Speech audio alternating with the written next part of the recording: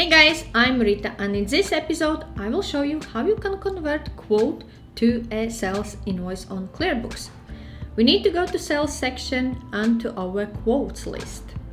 So from here I have quote QTE to Jane. Either I can click on manage and create an invoice from here, or if I actually open a quote, I have an option to create an invoice by clicking on this button. Now, quote are in draft status of an invoice. I can amend details, change date, due date. I can also amend reference if I wish to, plus add any additional information, notes, change bank details if I want to. So for example, select business, and I can preview my invoice.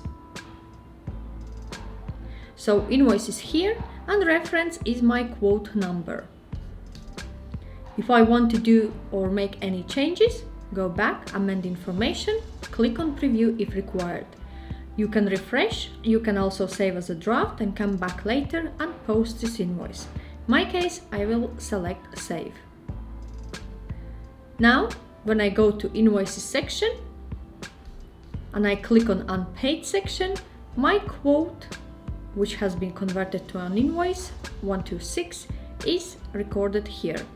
I can email by clicking on this letter icon. To email online through like email, I need to provide an email address. I can mark this one as sent by post or also as a hand delivered, what happened in my case.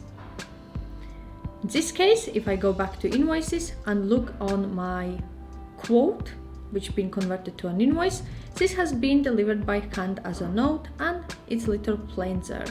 If I click on manage, I can add attachments, I can make a copy, I can edit, email, get an online link, mark or add a payment, and also print or download as PDF.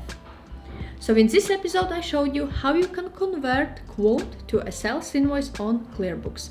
If you have any questions or require any further advice, feel free to reach out to me. Also, I have shared the links in the description section below to my ClearBooks tutorial and review episodes. If you have not seen it yet, check it out.